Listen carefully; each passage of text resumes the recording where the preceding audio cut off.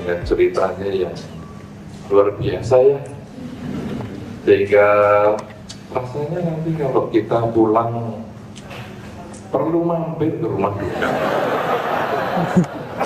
Ya kalaupun tidak sakit perut ya sebayanglah, siapa tahu dapat warisan ya, warisan rumah, warisan harta, warisan harta bagus, karma baik berbuat.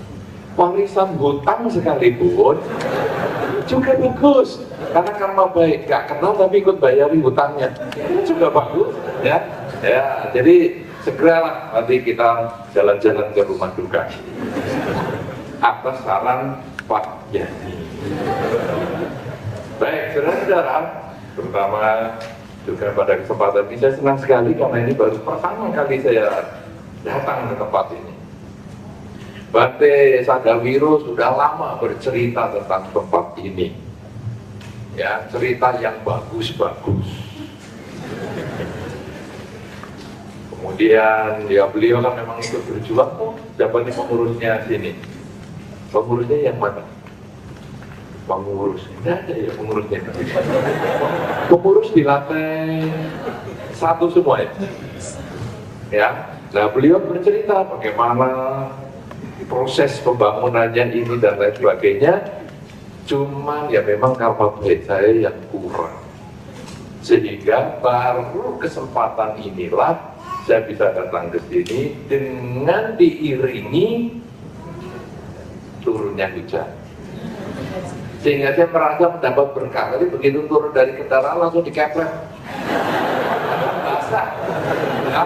Sampai tadi ibu yang menyambut mengatakan biasanya Bante yang ngepret. Iya, kali ini saya senang bisa dapat kepretan juga.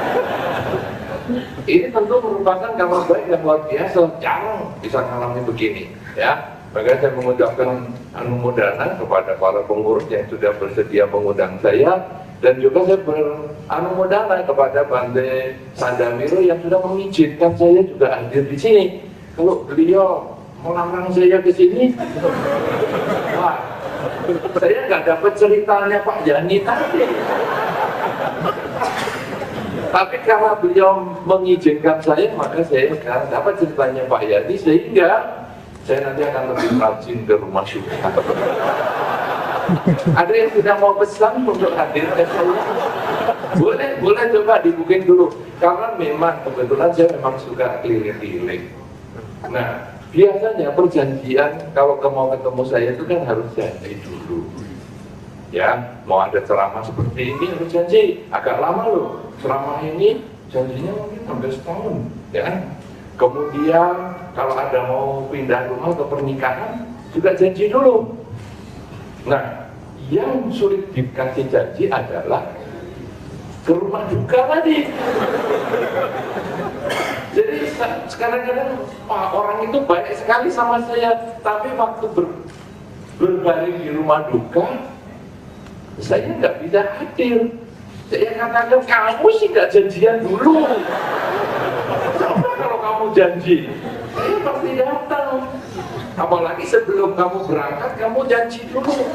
Pakainya nanti jam segini, jam 6 sore saya akan berangkat nanti pada tanggal segini. Langsung saya jam 5 datang. Sambil bawa pengacara, bawa notang itu. Tolong disiapkan, ini siapa tahu ada warisan yang mau saya. Tapi nggak ada yang janji, ya. Baik. Tapi baguslah, cerita itu sangat inspiratif, ya. Cerita yang membuka acara kita yang menggembirakan, ya. Karena memang jangan serius-serius. Jadi karena ini bukan kebaktian, walaupun kita tidak masalah, tapi bukan kebaktian. Jadi tidak usah terlalu serius. Nah, saudara-saudara, tema kita pada kesempatan ini cukup menarik, apa yang disampaikan oleh panitia. Beranjak dari masa lalu, ya. Kalau tidak ada temanya, kalau tidak tahu saya kasih cerita yang lain aja. Cerita yang tentang rumah duka ini tadi. Beranjak dari masa lalu menuju masa depan gemilang. Saudara-saudara, cerita yang tadi disampaikan oleh Pak Yani adalah cerita kebahagiaan. Sampai membuat kita kepingin mengulang yang tidak kepingin beranjak dari masa lalu. Ya, makanya pesannya Pak Yani ini kan, coba sering-sering ke rumah duka, berarti nggak kepingin beranjak dari masa lalu. Tapi saya akan membawakan sebuah cerita yang lain, yang cenderung orang sulit beranjak dari masa lalu. Apa itu? Kesedihan, penderitaan, kekecewaan, kegagalan, kepahitan hidup, itu yang sulit sekali kita lepaskan. Mau beranjak itu sulit sekali. Saudara-saudara, beberapa orang yang tadi dikisahkan oleh Pak Yani waktu masuk ke sini mendapat bonus menggulung celana. Ya, ada yang menggulung celana. Kenapa dia menggulung celana? Padahal hujan juga tidak terlalu kencang, air juga tidak terlalu tinggi. Karena dia sulit beranjak dari masa lalu. Waktu banjir besar di Jakarta, dia tidak percaya bahwa hujan ini akan berhenti setelah acara akan dimulai. Dia merasa, aduh nanti kalau hujan terus bagaimana? Mumpung belum hujan, aku gulung celana. Belum banjir, aku gulung celana. Termasuk Pak Yani. Tapi ternyata tidak. Kenapa itu tidak bisa beranjak dari masa lalu? Di antara Anda, kalau sudah hujan, siapa yang terpikir banjir besar seperti kemarin? Ada tuh? Ada nggak? Sulit tuh beranjak dari masa lalu. Cerita Pak Yani pembukaan tadi, acara sudah lama lampu mati, masih diomong lagi. Jelas ini sulit beranjak dari masa lalu. Tahun lalu mati, tahun ini banjir, tahun depan bagaimana? Bagaimana mau beranjak dari masa lalu menuju masa depan yang gemilang? Mati lampu diomongin, banjir diomongin, tahun depan bagaimana? Pesimis banget. Inilah saudara, inilah cara berpikir kita di dalam masyarakat yang normalnya seperti itu. Tapi pada kesempatan ini saya mau mengajarkan supaya kita tidak menjadi orang yang normal, menjadi paranormal, bukan yang abnormal, menjadi paranormal. Supaya kita nggak berpikir yang seperti itu. Hujan takut, lampu mati takut, kemudian dagang, bagi mereka yang mengalami kesulitan dalam dagang, ngeri, mau mulai lagi ngeri, nanti kalau ada krismon lagi bagaimana? Ngeri. Para remaja-remaja yang pernah putus cinta, ngeri. Aku nggak mau lagi jatuh cinta. Kenapa? Aduh sakit sudah. Ya kan? Tidak bisa beranjak dari masa lalu. Itu normal. Saudara-saudara, siapa di antara Anda yang sudah bisa beranjak dari masa lalu? Ada yang sudah abnormal di sini? Di lantai 3. Itu lantai berapa itu? Lantai 2. Itu lantai 1 atau lantai 2? 1, tuh kelihatan jarinya saja Pak. Kelihatan jarinya tapi nggak ada kepalanya. Ngeri sekali. Oh kelihatan. Lantai 1, lantai 2 nggak kelihatan. Biarlah lantai 2 menjadi makhluk tak tampak. Oh, ada juga lantai 2. Belum ada yang tidur. Mulai belum sudah tidur. Ya, baik. Saudara-saudara, berarti lantai 1, 2, dan 3 semuanya normal. Apakah kira-kira Anda mau menjadi tidak normal setelah acara ini? Mau nggak? Mau. Bagi Anda yang tidak mau menjadi tidak normal setelah acara ini, saya persilahkan meninggalkan tempat ini. Karena ini pelajaran berikut ini adalah pelajaran untuk menjadi tidak normal. Bahwa kita meninggalkan masa lalu menuju masa depan gemilang. Ini tidak normal.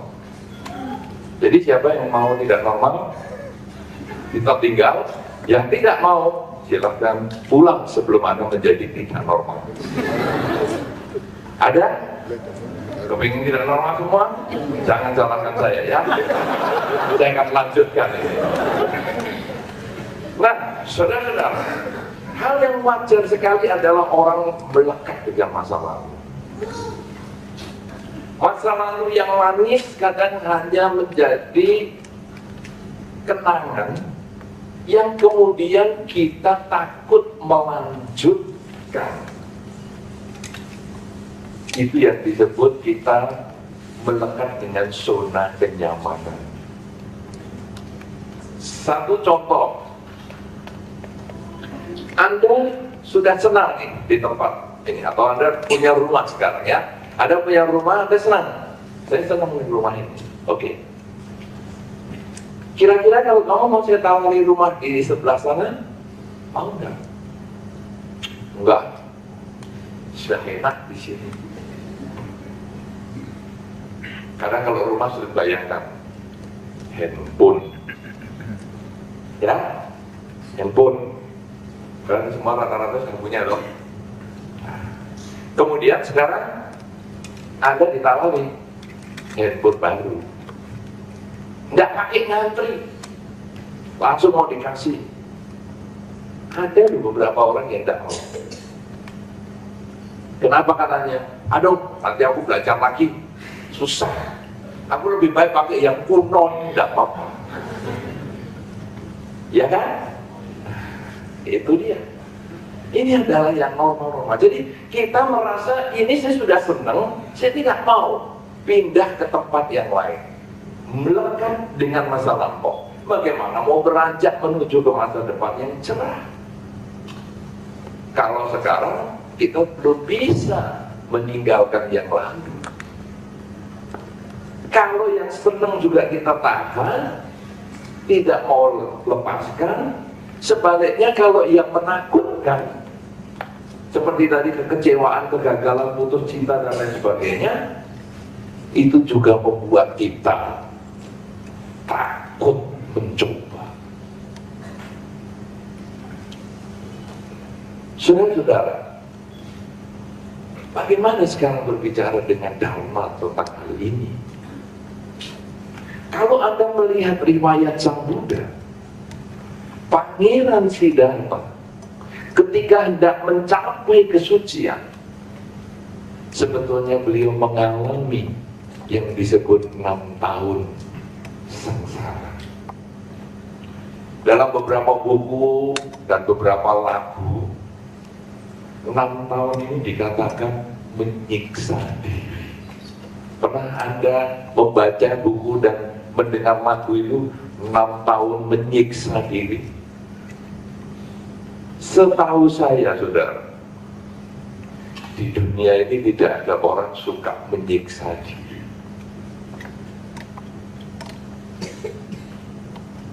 Contoh, orang ditindik, tahu tindik, misalnya wah ini kupingnya ditindik 5, hidungnya, bibirnya, apa alisnya, ditindik. Apalagi lidahnya, ya, malah ada beberapa lidahnya itu ditindik sambil ditarik supaya jadi belah.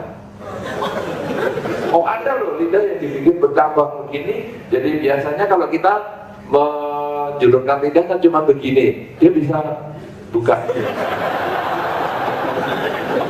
Unik. Saudara-saudara, apa yang dikatakan orang lain tentang dia? Orang lain akan mengatakan dia suka menyiksa diri. Sakit loh di titik yang atas ini. Beberapa perempuan kalau saya tanya, kok kamu bisa toh sampai 5 ton sampai ke atas ini? Ya ngomong sebetulnya sakit nanti, tapi saya suka. Kan nggak ada yang menyiksa diri kan? Oh dia suka kok. Nggak orang lain yang nggak mau. Yang nggak mau menyiksa diri itu. Oh, enggak, aku suka kok. Yang paling sederhana, tadi Pak Yani juga cerita tentang Atasila. Tapi dengan konteks yang seperti tadi itu, gaduh-gaduh, pecel, apalagi dari empek-empek lah dan lain-lain. Atasila yang diomong itu cuman Ekasila. Tidak makan setelah jam 12 siang. Ini juga kesalahan yang terjadi normal-normal di masyarakat. Kamu kayak makan-makan aja. Nggak mau aku Atasila. Atasila kok berlian lu besar-besar. Atasila bagian mana itu? Cuma Ekasila kok. Ya, nah, jadi itu cuma sila yang ketiga ya kan? Tidak makan sampai jam 12 siang kan? Ya sila yang ketiga kan? Betul ya? Kenapa bagian mambut-mambut tadi? Jadi itu yang ke-8 ya, tidak makan setelah jam 12 siang. Salah juga. Keberapa? 7. Oh 6. Oh, udah lumayan lah, masih nyantel. Lantai 1 maaf aja itu. Sudah sibuk diam-diam meditasi. Nah, saudara-saudara, jadi sekarang misalnya tadi diceritakan kesila, wah tidak makan setelah jam 12 siang. Bagi yang jalani tidak makan setelah jam 12 siang, happy nggak? Happy toh, apalagi para wanita, enaknya melangsingkan tubuh. Tapi orang lain akan mengatakan menyiksa diri. Ya, itu jadi biku. Saya merasa jadi biku happy aja. Nanti saja juga, yang lain pasti juga begitu. Jangan sampai ngomong enggak.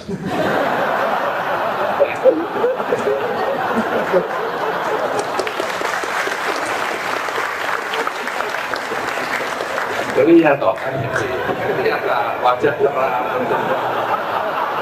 Kalau nggak happy langsung stres, keringat dikit sejabuk-jabuk, kemudian waktu bau, itu berarti tidak happy. Orang minggu pasti happy. Nah, saudara-saudara, lihat kehidupan minggu ini menyenangkan. Tapi ada beberapa orang mengatakan menyiksa diri, ya kan? Gak usah sampai seperti itu jadi biku. Itu menyiksa diri. Oh kita yang jalani happy kok.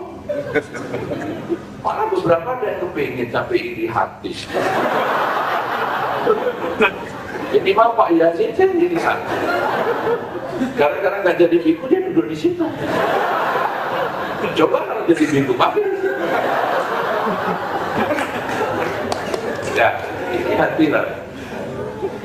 Nah, saudara-saudara, sekarang panggilan Siddhartha, orang lain mengatakan menyiksa diri, padahal tidak. Beliau jalani sungguh, beliau berusaha berlatih meditasi sungguh-sungguh, terus dan terus dan terus dan terus. 6 tahun lamanya berguru ke beberapa guru yang hebat, termasuk 2 yang heboh, ya, Buddha Karamaputra dan Kalama. Meditasi terus. Apa itu sebetulnya yang mau dilakukan oleh beliau? Berani mencoba, berani keluar dari zona kenyamanan. Apa yang diceritakan di buku-buku Pangeran Siddhartha ini melakukan tindakan yang luar biasa yang tidak pernah dilakukan pada masa itu, termasuk berpuasa. Makanan dikurangi sampai sehari tinggal sebutir, sehingga sangat kurus kering. Nah, itu orang lalu mengatakan menyiksa diri, padahal tidak. Dia berlatih. 6 tahun berarti ada kekurangan, ada kegagalan, tapi berusaha terus sampai akhirnya setelah 1 butir nasi setiap hari lemah, beliau tergeletak, tidak pingsan tapi tergeletak. Kemudian datang seorang wanita yang memberikan makanan. Wah, kemudian dimakan. Wah, 5 teman langsung senang sekali kan? Ya, 5 teman Pangeran Siddhartha bermeditasi kan dengan 5 orang temannya dong, langsung senang. Wah, Pangeran Siddhartha sudah makan lagi, happy, semua jadi makan bareng, betul? Salah, wah berarti sekolah minggu untuk semuanya. Lumayan loh, lulus ini sekolah minggu. Guru sekolah minggu terucapkan selamat nih, sudah lulus anak-anak. Ternyata 5 teman ini kemudian kecewa. Wah, ini Pangeran Siddhartha sudah makan, puasa saja nggak sukses, apalagi makan. Lebih nggak sukses, sudah tinggalin aja. Apa yang sebetulnya terjadi, saudara? Pangeran Siddhartha ini mencoba sesuatu yang baru, keluar dari zona kenyamanan. Saya coba kalau sekarang begini. Nah, begitu dimakan, tubuh menjadi lebih kuat, kesadaran menjadi lebih maksimal. Dan kemudian beliau berlatih meditasi dengan cara yang berbeda dari yang diajarkan oleh guru-guru yang sebelumnya, yaitu mengembangkan kesadaran setiap saat. Apa yang terjadi pada badan, apa yang terjadi pada batin disadari secara maksimal. Terus fokus disadari secara maksimal, akhirnya beliau menembus kesucian. Beliau berhasil beranjak dari masa lalu dan melangkah menuju masa depan gemilang. Kenapa? Karena pengalaman mencoba. Kita saudara-saudara yang normal-normal ini akan kita takut mencoba.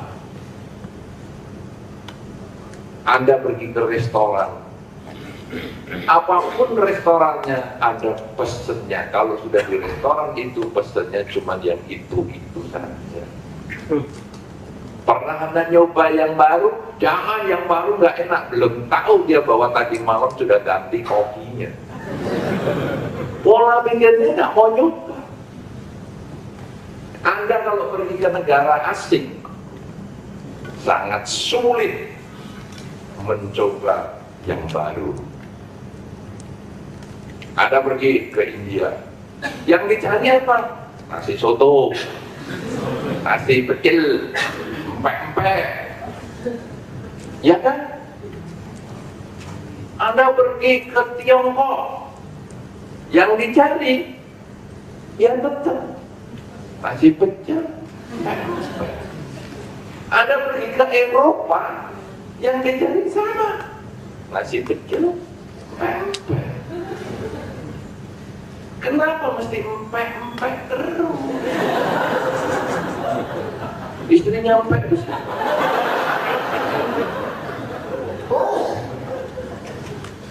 Kita tidak mau mencoba. Begitu pergi ke satu negara, dikasih makanan itu. Sudah pernah begitu belum? Sudah pernah belum? Ya, kalau pergi ke satu negara, dikasih makanan situ. Oh, tak. Siapa yang pernah ke India? Yang sudah pernah ke India? 1, 2, ini 2 orang aja. Oh, ada beberapa. Anda tahu cara orang India kalau makan sup. Bagaimana makan sup pakai tangan? Ya harus pakai baju dong.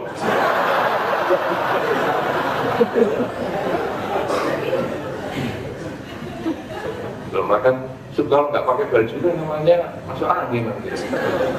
Makan sup itu di sana kuahnya kan dimasukkan gelas. Iya pernah belum? Nggak nyoba sih. Itu rasanya unik sungguh. Ada biasanya kan kalau kuah kan disendok.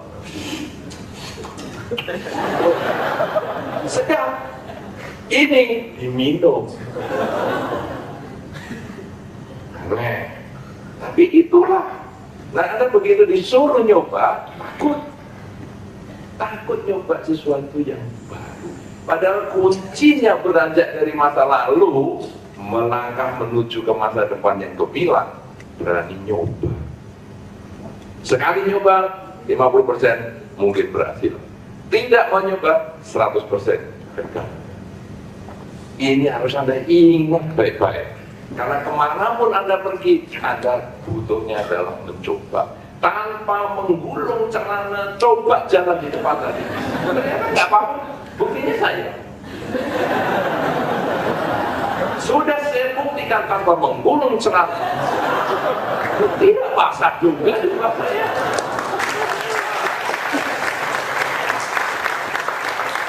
Padahal saya datang tadi hujannya pas, lebat-lebatnya itu. Pas lebat-lebat. Siapa tadi yang tahu kalau saya waktu datang tadi? Coba di antara Anda. Nah, pas lebat-lebatnya loh. Ya, panitia sudah mayunin gini. Tapi saya tidak menggulung celana. Kenapa? Karena saya berani nyoba. Kalau sampai basah, yang basah bukan celana, jubah. Kemauan mencoba. Ini sebetulnya adalah kemampuan seseorang untuk mengukur risiko. Ya, kita kadang sebagai orang yang normal-normal takut risiko itu muncul kembali. Padahal kalau di dalam Dharma, apa yang kita alami semua kesulitan itu harus kita jadikan pelajaran. Sehingga kalau kesulitan yang memang betul-betul menyakitkan, kita jadikan pelajaran supaya di masa depan kita kondisikan tidak terulang. Misalnya lampu tahun lalu mati, tahun ini kita sudah siapkan pasang lilin.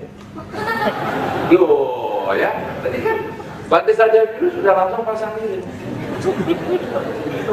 Karena ini untuk mengatasi lampu mati seperti tahun lalu. Buktinya kan nggak pakai dupa. Kalau pakai dupa namanya mau pacaran. Ya, pasang dupa dan pasang lilin itu mau pacaran. Tapi pasang lilin saja tanpa pasang dupa, karena dupanya sudah disembunyikan di mana nggak tahu. Sampai batis saja nggak bisa temukan. Luar biasa tuh itu. Ada biara dupanya disembunyikan. Ini jelas untuk mengatasi kalau lampu mati. Ini adalah kemampuan seseorang untuk belajar. Saudara-saudara, manusia punya daya adaptasi yang tinggi sekali. Cuman kadang kita takut nyoba. Apa buktinya daya adaptasi tinggi? Siapa yang pernah pergi ke Irian, Papua?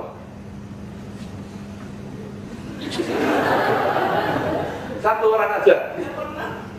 Loh, Anda ngapain begini? Ngapain jadi? Saudara-saudara, ya tidak usah Papua lah, terlalu jauh. Bali, itu semua ya. Bali. Itu kan ada beda jam. Saudara-saudara, ketika Anda pergi ke Bali, beda jam. Sebetulnya ada jam tubuh kita yang berubah. Jam tidur Anda, jam bangun Anda, jam makan Anda, jam apa saja berubah. Hari pertama mungkin bingung, tapi begitu Anda sudah mau coba sehari dua hari, cepat sekali kita bisa ngikuti. Kalau dari Jakarta menuju ke Bali, Anda cepat tua. Biasanya di sini jam 5, aduh kan sudah jam 6, aduh cepet malam ya, di sini cepet tua. Jadi begitu dari Bali pulang ke Jakarta, mudah lagi. Untung, aduh masih hemat 1 jam. Itu kalau ada keluar negeri yang bedanya 12 jam, itu baru terasa sekali. Ada misalnya ke Amerika atau kemana, beda 12 jam. Jam 5 sore di sini, di sana jam 5 pagi. Wah, itu sulit. Hari pertama, hari kedua sulit. Tapi begitu Anda mau nyoba, aku akan melek terus.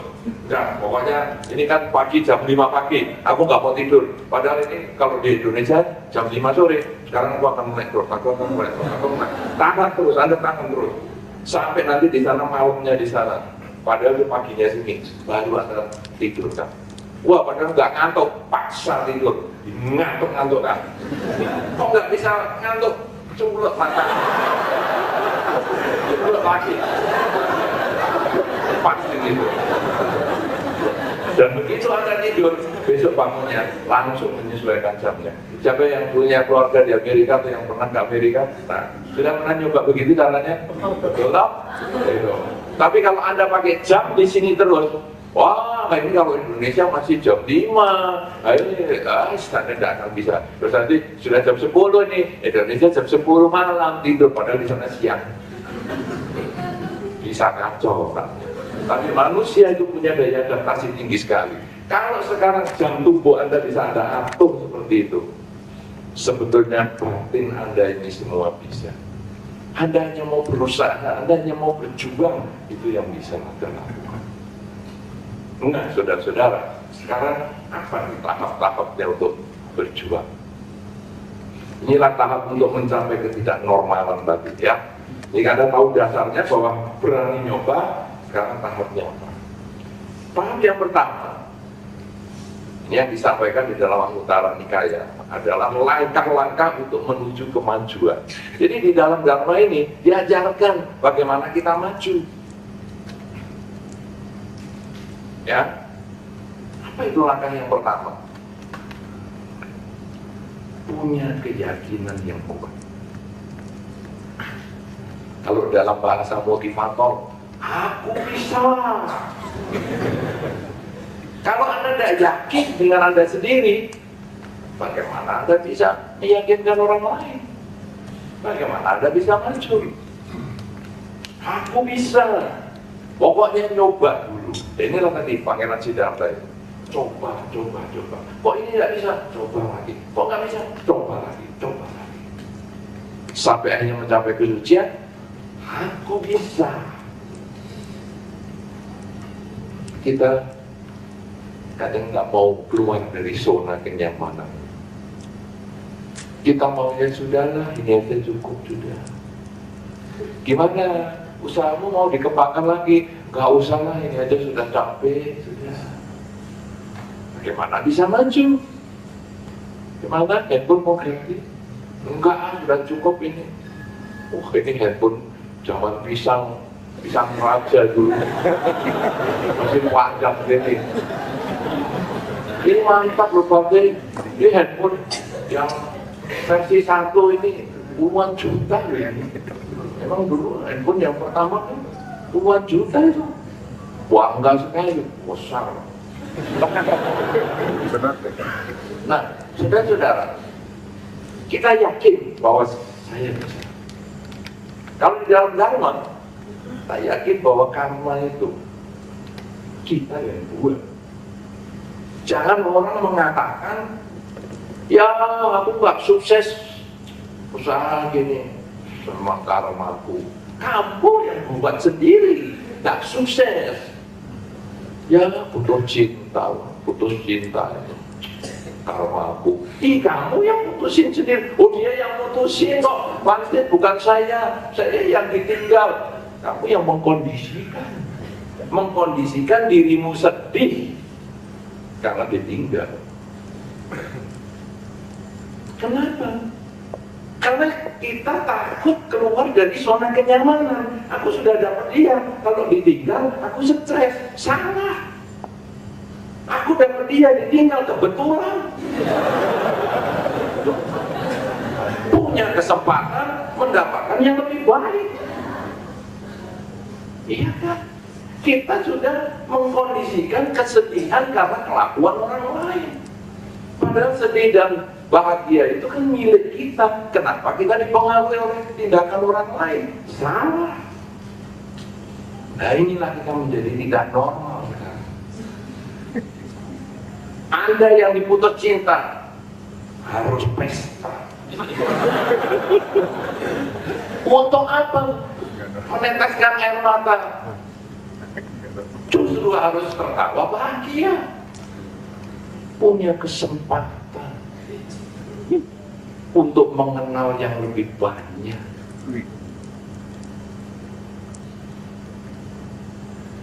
Beberapa suami istri, siapa yang sudah suami istri yang sudah punya pasangan hidup? Cuman satu orang. Lantai 2, lantai 1, lantai yang tidak kita tanyain karena Anda punya jari mudah kelihatan juga.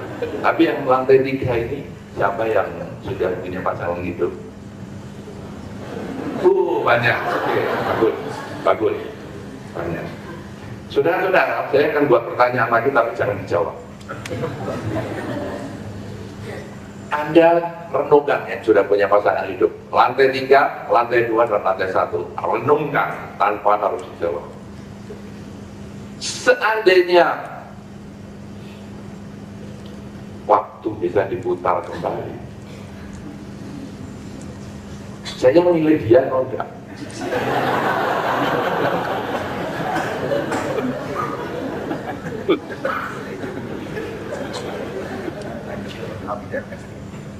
Ya, usia perkawinan 2 minggu sekalipun boleh menjawab ini, tapi di dalam batin. Tidak perlu diumumkan, karena saya tidak mau selesai acara ini terjadi pertikaian.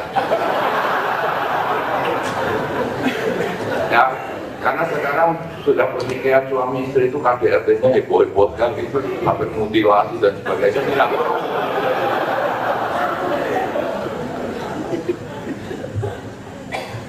Walaupun Anda juga suka memutilasi, ayam dimutilasi. Wih, sama anak-anak bilang, ini loh nak, oh ini apa paha ayam nak, enak. Mutilasi loh sebetulnya. Dan dengan senangnya, iya mana woy. Ngeri sebetulnya. Nah ini nak, lidah sapi nak, enak nak. Mahal nak, sekarang sapi ini sudah mahal nih per kilonya. Lidahnya nak, enak nak. Mutilasi. Ngeri sekali, tapi jangan memutilasi manusia. Nah, sekarang saudara balik ke suami istri tadi. Walaupun usia perkawinan 2 minggu, kadang boleh tanya, seandainya waktu boleh diputar kembali, mungkin saya bisa cari yang lain. Kalau perkawinannya sudah tadi kan ngomong usia ya, usia perkawinan. Usia perkawinan sudah agak banyak dan anak sudah ada. Ada loh di dalam pikiran yang muncul begini. Seandainya tidak ada anak-anak ini, saya sudah dagang sama dia lagi. Gara-gara, kalau di dalam bahasa Jawa ada itu, gara-gara cindil-cindil itu. Cindil tahu? Anak tikus. Jadi dia mengatakan cindil-cindil ini, berarti dia mengaku dirinya tikus. Padahal kan selain tikus kan ada yang lain toh. Ada yang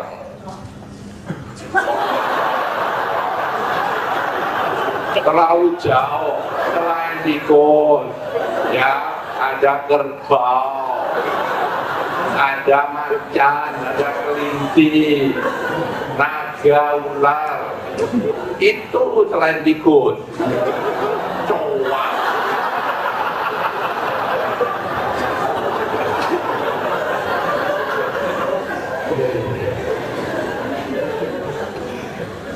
Nah, itu saudara.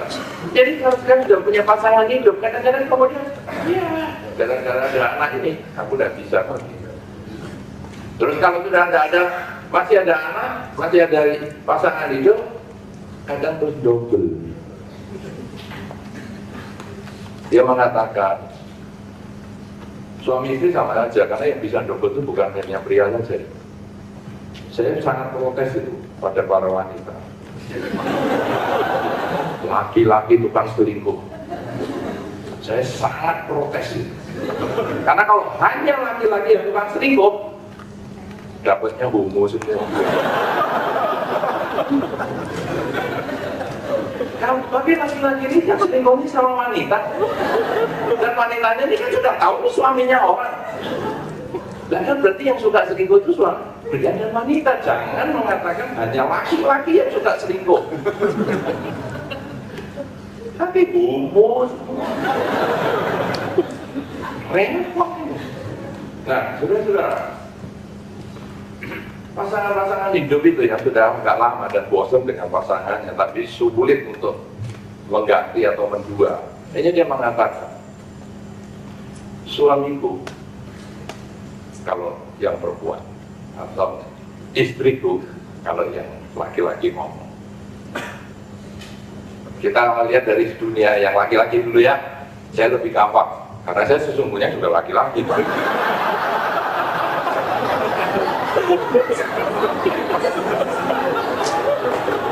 Loh, memang saya sungguh-sungguh laki-laki.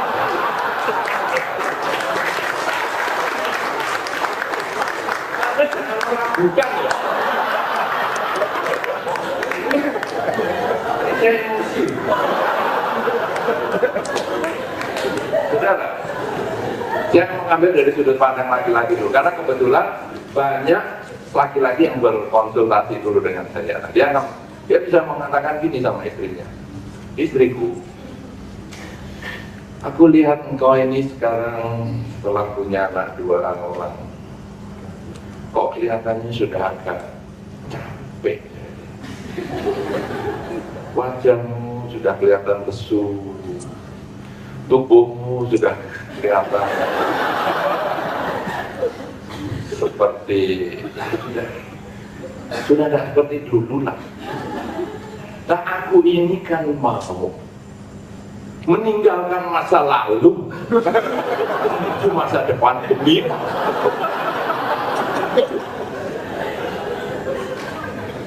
Maka saya tuh kasihan sama kamu. Saya ingin keluarga saya ini masa depan gembira, jangan ditiru di rumah. Ingin masa depan keluarga saya ini gemilang. Dan saya melihat kamu merawat anak 2 orang ini, rasanya kerepotan. Sampai saya coba, saya nggak terurus. Saya dikasih makanan bayi. Saya mau sambel, katanya jangan, anakmu kan nggak suka sambel. Loh, aku yang mau sambel. Semua dianggap bayi. Aku mau pisang, dikasih blenderan pisang. Aku stres. Nah, tapi aku memahami bahwa kamu memang istri yang baik. Cuma saya juga memahami kamu tuh lemah, karena sudah punya anak 2, capek, aku kasihan. Untuk merawat aku sulit. Oleh karena itu,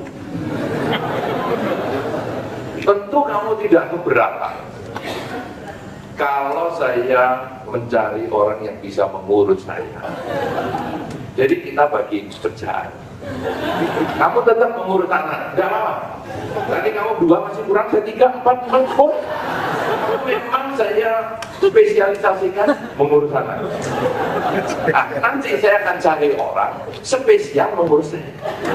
Sehingga kamu nanti masak apa saja khusus untuk anak saya sekali. Biaya berapa?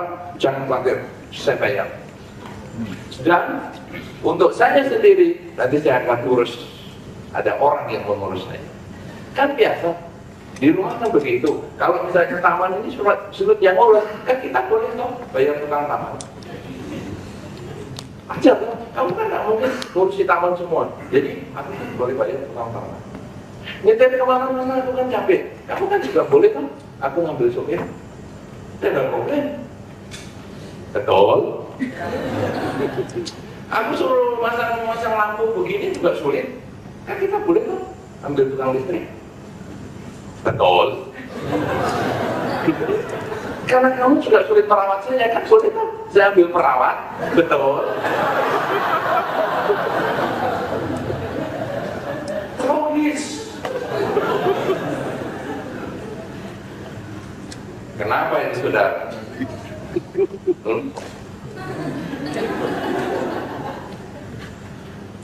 Sebaliknya yang wanita juga sama.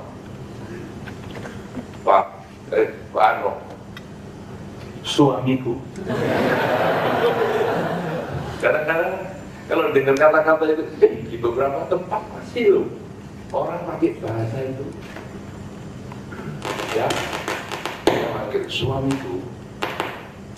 Saya melihat setelah kita menikah sekian lama, saya melihat kamu itu kok jadi agak tua.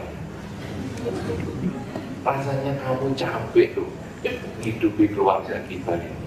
Ya memang toh namanya suami istri, jadi pelajaran untuk ibu. Jadi suami istri anaknya sudah banyak, begini kan kerja jadi lebih keras. Nah, karena itu saya menjadi sulit. Kadang-kadang kalau saya mau ngantor kemana, mau pergi kemana, biasanya kan dulu kamu yang ngantor. Mau ke salon, mau kemana. Cuman kalau sekarang kamu ngantor kan repot. Kamu pipian terus, ya, terus macam-macam. Jadi kok nggak nyaman. Gimana suamiku? Kalau kamu sekarang saya spesialkan untuk kamu kerja aja. Fokus kerja.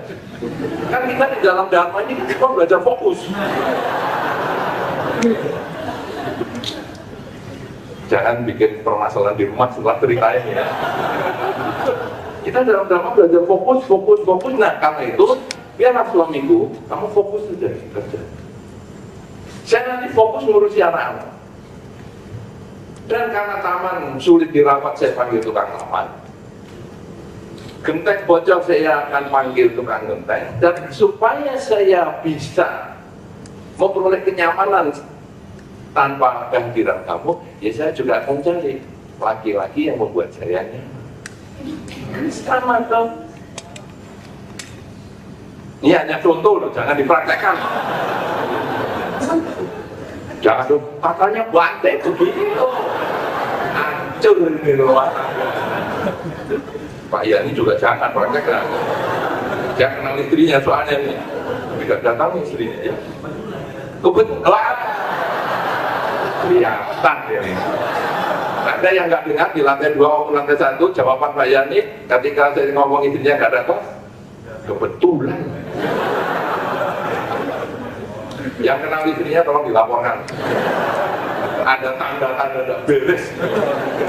Nah, saudara-saudara, ini sesungguhnya kemudian orang mengatakan, ya aku ditinggal pasangan hidupku sendiri ke sana. Salah, bukan dia. Kita memasukkan ide kelakuan orang lain membuat kita sedih. Padahal sesungguhnya kelakuan orang lain adalah miliknya dia. Dia mau pergi, dia mau dengan siapa, sebetulnya itu adalah miliknya dia. Kalau kita emosi kita keluar, kemudian kita sedih atau kita melakukan tindakan-tindakan yang negatif, maka kita berarti membiarkan orang lain membuat kita susah. Jangan pernah ngomong karena itu karma. Tapi kalau sekarang kita melihat sekarang di dalam dharma ini, bahwa apa yang mau kita tanamkan di dalam keyakinan atau sadar, bahwa sesungguhnya semua kelakuan adalah karena diri kita. Jadi ketika dia pergi, saya harus tidak boleh sedih. Saya harus ubah. Kenapa? Dia mungkin sudah mendapatkan orang yang lebih bisa membahagiakan saya, membahagiakan dia.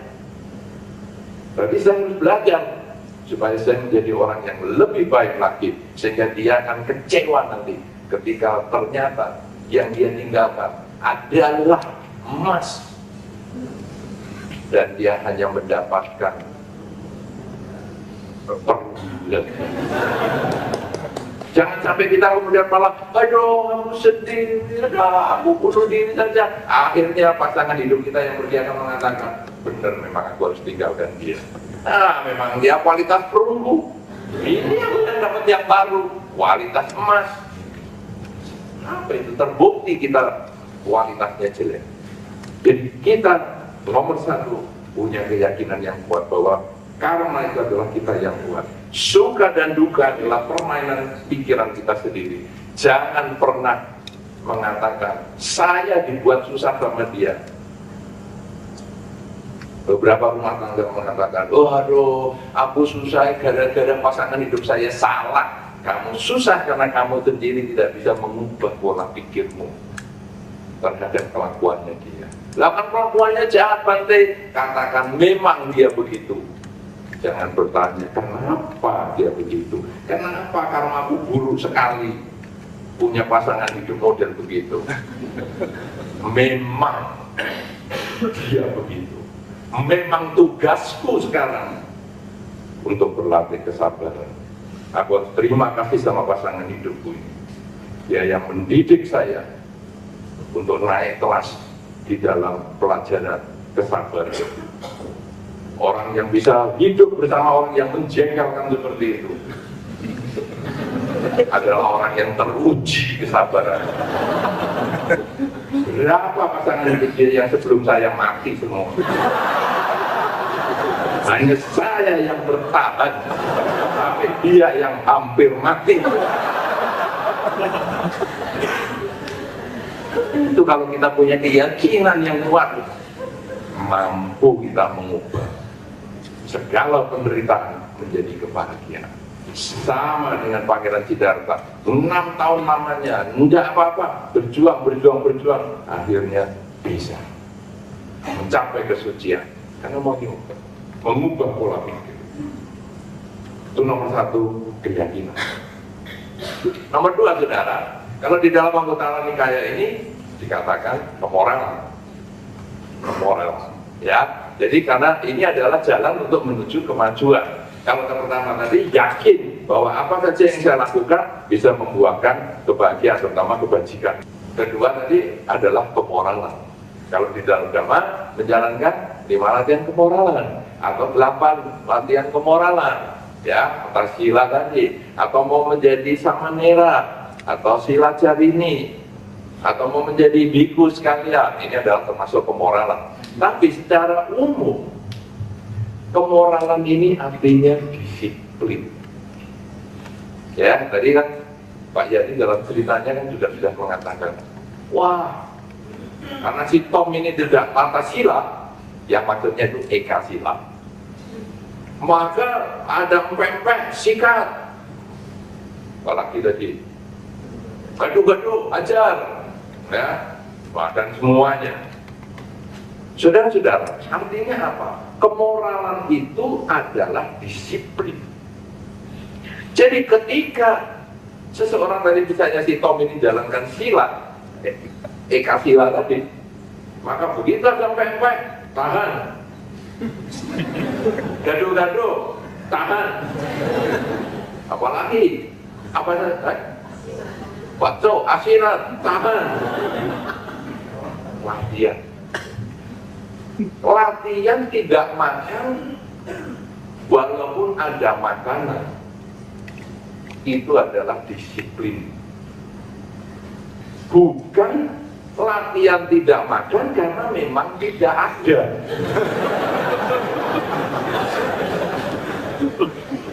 Itu namanya terpaksa.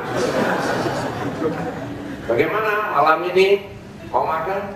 Enggak, saya enggak mau makan. Loh, Akasila ya? Bukan, duitnya habis. Oh, bukan itu, ya. Tahan. Nah inilah disiplin. Saudara-saudara, kalau kita mau meninggalkan masa lalu, beranjak dari masa lalu, ada keharusan untuk disiplin.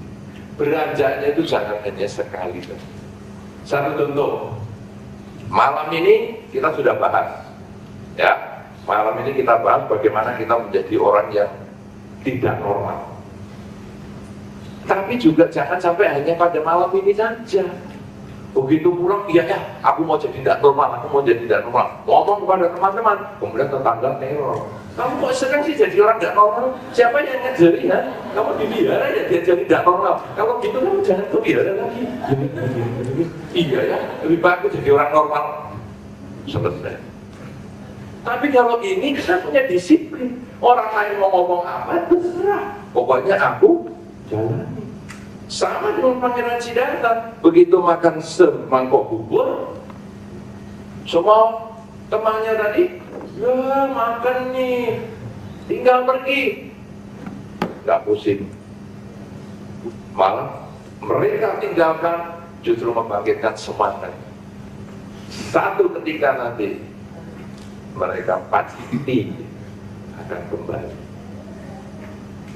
Inilah, jadi kemudian beliau melakukan disiplinnya, harus jalani, rutinitas. Ya, kalau tadi kemauan mencoba 50% berhasil. Kemoralan ini adalah rutinitas jalan. Berani coba, rutin. Jangan cuma sekali. Berapa kali Anda di rumah kepingin punya altar, sudah punya. Kepingin baca parita, sudah. Kepingin meditasi, sudah. Berapa kali rutinitasnya? Oh iya, saya sudah punya altar, Bante, senang, bagus, mantap. Wih, waktu dulu peresmian altar 10 biku kita panggil semua, bagus, mantap. Nah, kok sekarang altarnya sudah berdebu. Iya, Bante, saya kan sibuk, Bante. Dan saya kalau bersihkan altar itu setahun sekali. Biar kekuatannya itu udah gampang hilang. Kalau saya bersihkan terus, wah itu getaran doa saya itu di debunya itu.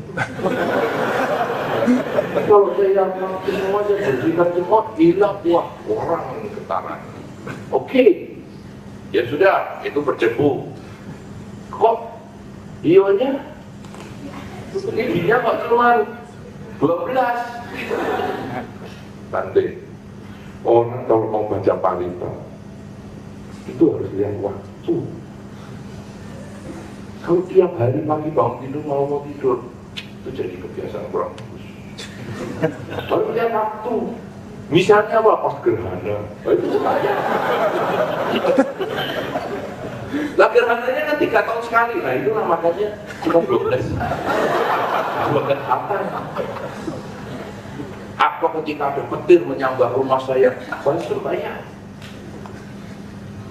Atau kalau ketemu Pak Yani, saya sembahyang. Tapi dia tidak akan sembahyang setiap hari.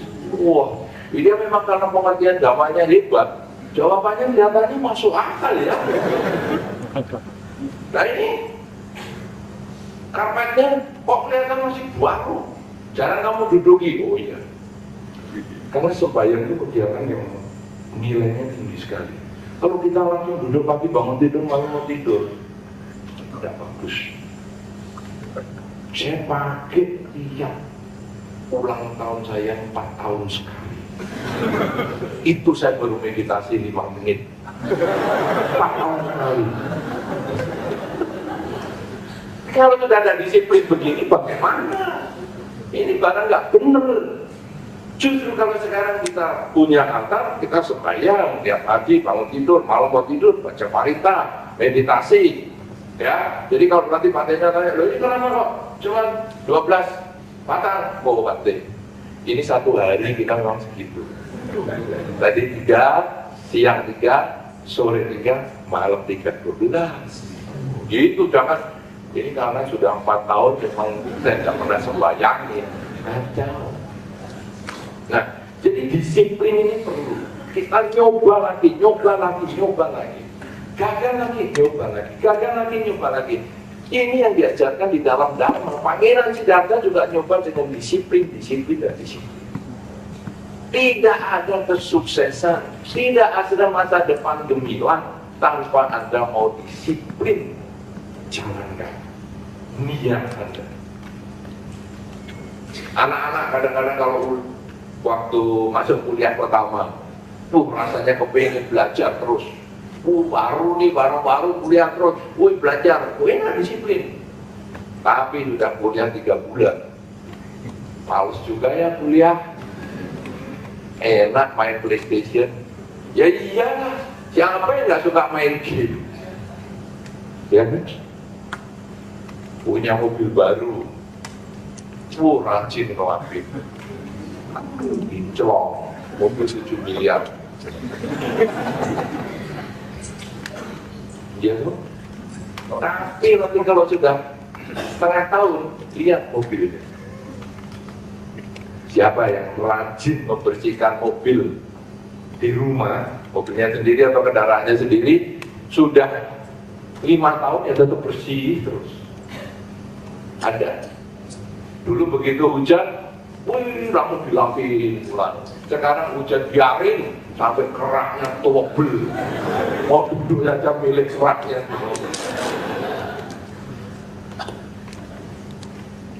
Punya pasangan hidup juga sama. Pasangan hidup baru, aduh, perhatiannya kuat sekali. Mau goyang sedikit aja mau kemana? Sekali mau ke toilet jangan lama-lama ya. Saya pengamat yang baik, saya bukan praktisi. Ingat baik-baik, saya pengamat. Tapi kalau sudah 15 tahun atau sudah lewat kawin pera, kamu nggak kepingin ke toilet ya?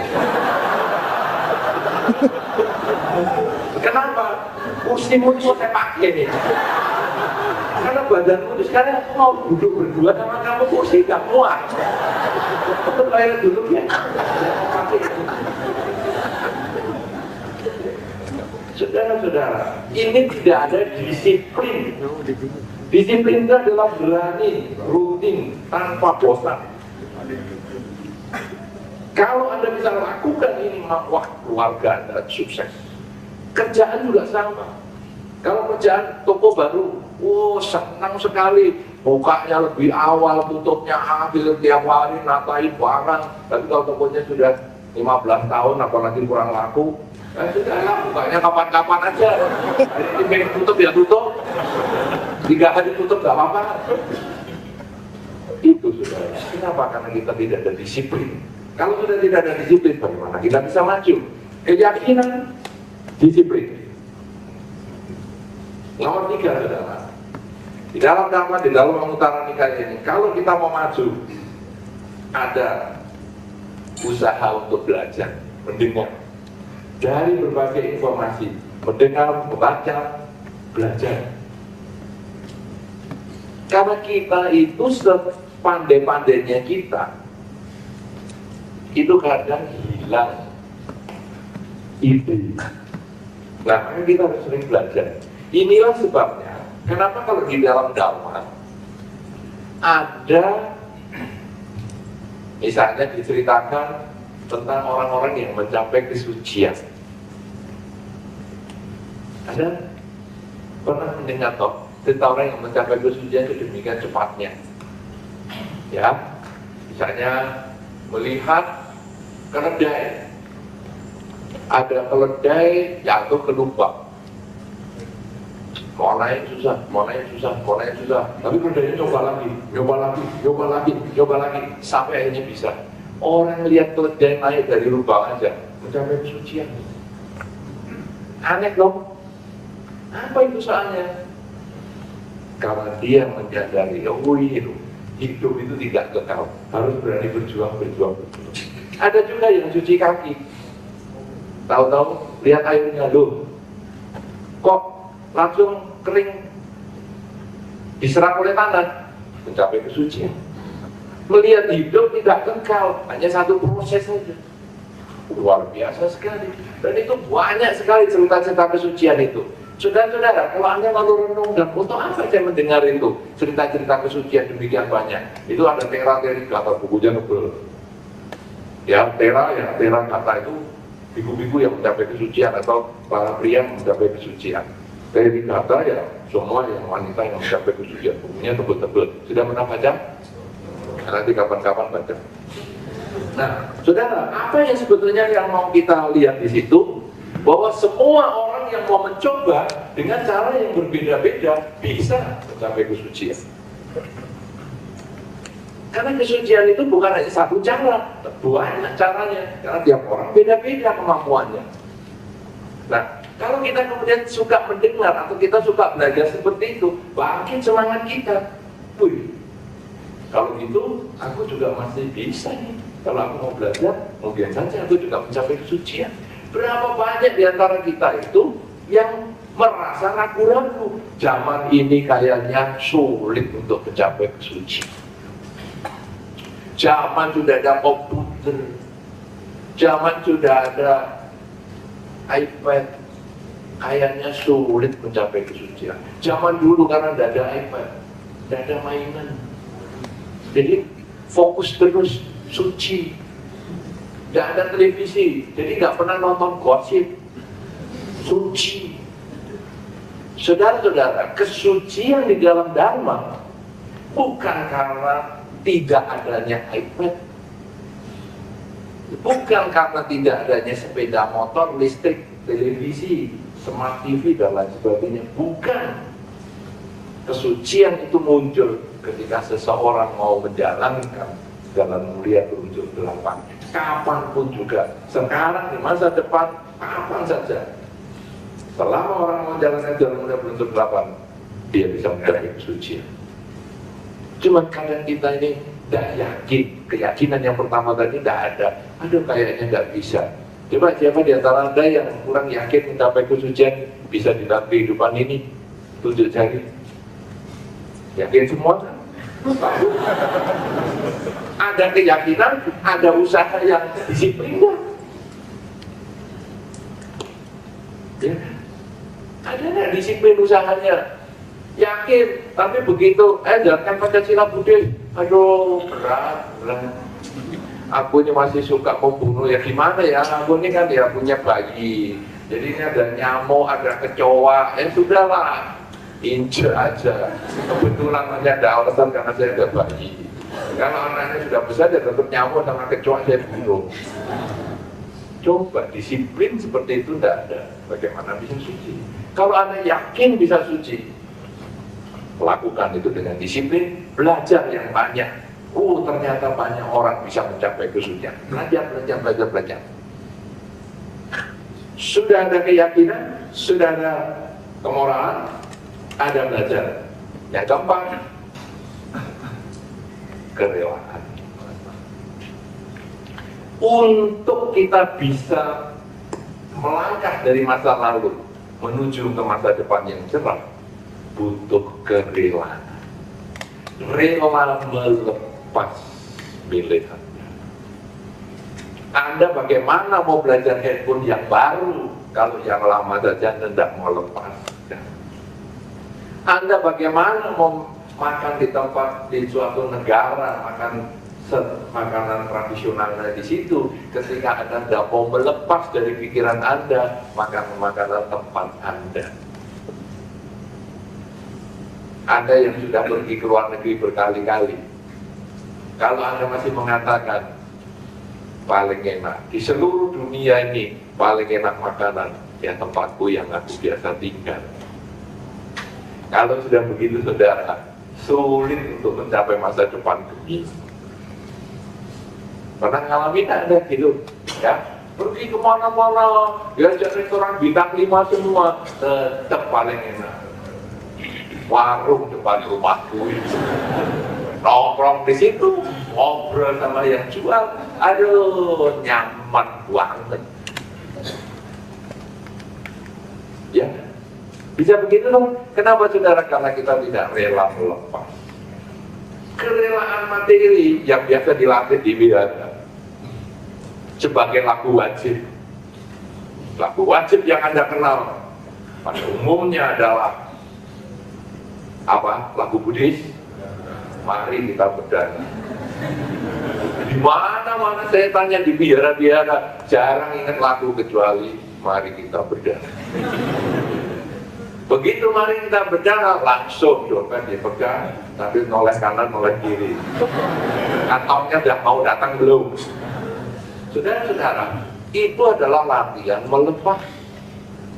Materi berapapun yang Anda lepas, itu lebih mudah daripada melepas kepelekatan batin Anda. Sebetulnya logikanya begini, materi bisa di tangan Anda karena Anda kerja keras, ya kan? Betul enggak? Kerja keras enggak? Saya cuma minta suami ya, tapi oke lah, minta itu nggak pakai kerja gitu, ya, kerja keras. Nah, materi yang Anda dapatkan dengan sulit, itu pun Anda bisa berikan dengan tenang. Betul? Tapi kadang keakuan yang nggak perlu beli, yang itu belum bisa melepas. Begitu Anda bisa melepas, Anda hanya hidup pada saat ini. Kesadaran pada saat ini sangat luar biasa. Kuncinya hanya melepas. Punya keyakinan, punya kemoralan, mau belajar, melepas, muncullah yang kelima, kebijaksanaan. Sadar bahwa segala sesuatu hanyalah proses. Segala sesuatu muncul dan tenggelam, tidak kekal. Kalau Anda menyadari bahwa semua ini hanyalah proses, kebijaksanaan tumbuh, kepelekatan lenyap, yang cerah, masa depan gemilang, bukan hanya usaha Anda, bukan hanya hidup Anda, bukan hanya rumah tangga Anda, tapi yang masa depan gemilang itu adalah kualitas batin Anda. Karena ini kalau yang diajarkan di dalam Dharma ini, ketika Anda punya 5 unsur untuk kemajuan batin ini, begitu Anda kerjakan dengan baik, Anda bisa tidak terlahirkan lagi setelah kehidupan ini. Dan itu kegemilangan yang luar biasa yang disebut pencerahan. Gemilang itu kalau sampai cerah sekali, pencerahan, itu berarti masa depan yang luar biasa. Dimulai dengan keyakinan, yakinlah apa saja yang Anda hendak lakukan, yakinlah bahwa ini suka dan duka adalah karena saya sendiri. Karena itu kalau saya ingin bahagia, lakukan tindakan-tindakan berhubungan dengan kebajikan. Tidak ada kebahagiaan yang dicapai dengan kejahatan. Kebahagiaan yang dicapai dengan kejahatan tidak kekal. Tapi kebahagiaan yang dicapai dengan kebajikan, dia akan bertahan lama. Dan kebahagiaan yang dicapai dengan kebajikan ini harus dilakukan dengan disiplin, rutinitas, terus-menerus, yang menjadi dasar inti kemoralan. Kemudian yang ketiga, jangan pernah puas dengan apa yang Anda capai saat ini, karena Anda perlu belajar, mendengarkan Dhamma dengan lebih baik lagi. Ya, jadi kalau tadi dikatakan makan di tempat pesta adalah berkah utama, sesat itu. Tidak pernah ada di dalam 38 berkah makan puas-puasan begitu, menyesatkan ini. Tapi berkah utama adalah berkumpul dengan mereka yang bijaksana, menghindari yang kurang bijaksana, menghormat mereka yang patut dihormat, ya. Kemudian mendengarkan Dhamma pada yang tepat, pada waktu yang tepat, berdiskusi Dhamma pada waktu yang tepat, dan seterusnya. Karena itu jangan pernah mengatakan, aku sekarang gak malas buku biara. Ngapain? Di biara kan cuma diajari gitu-gitu aja. Berbuat baiklah, kerelaan, kemoralan, konsentrasi, dana, sila, sama bosen.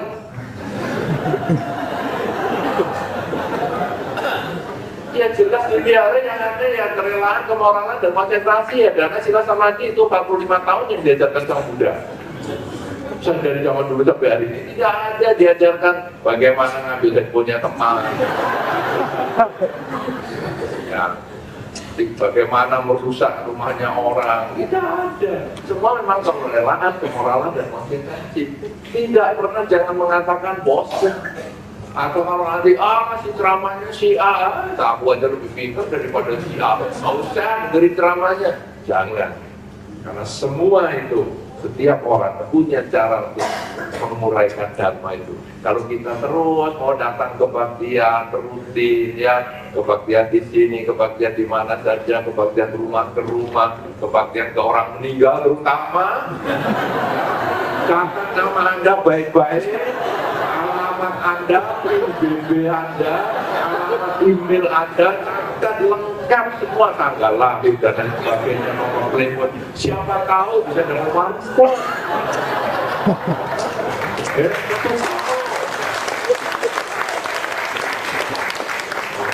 Kalau Anda mau belajar, maka Anda akan mencapai kemajuan. Kemudian kerelaan, karena dengan belajar itu berarti risikonya apa yang Anda miliki Anda harus lepaskan. Ya kan? Misalnya di sekolah diajari 1 tambah 1 sama dengan 2. Pertama, Anda sulit. Mana ada 1 tambah 1 sama dengan 2? 1 tambah 1 adalah 11. Bagaimana bisa 2? Ini kan Anda sulit menerima 1 tambah 1 adalah 11. Tidak mungkin juga. Nah, kemudian dijelaskan, hanya ngerti. Nah, pengertian tentang 11 itu kemudian dilepas. Baru bisa masuk 1 tambah 1 adalah 2. Itu kalau di dalam bahasa yang umum dikatakan mengosongkan gelas untuk belajar. Kerelaan itu adalah mengosongkan gelas. Gelas batin Anda ini dibuang dulu untuk bisa dapat belajar yang banyak. Tapi kalau batin Anda itu sudah penuh, Anda menggenggam, tidak akan bisa. Nah, inilah kerelaan. Dengan adanya kerelaan, ya, maka Anda belajar, Anda latih secara rutin, disiplin, dan Anda yakin bahwa ini semua akan menumbuhkan kebahagiaan, kebajikan yang Anda lakukan, muncullah kebijaksanaan. Selalu sadar bahwa hidup adalah saat ini. Anda terus kembangkan, mulai dengan melangkah sadar, ya, berbicara disadari, berpikir disadari, semua disadari, akhirnya masa depan bukan cuma gemilang, masa depan cerah karena mencapai pencerahan. Inilah yang perlu saya sampaikan. Semoga Anda berbahagia dan bisa menjadi bahan diskusi untuk kesempatan yang selanjutnya. Terima kasih.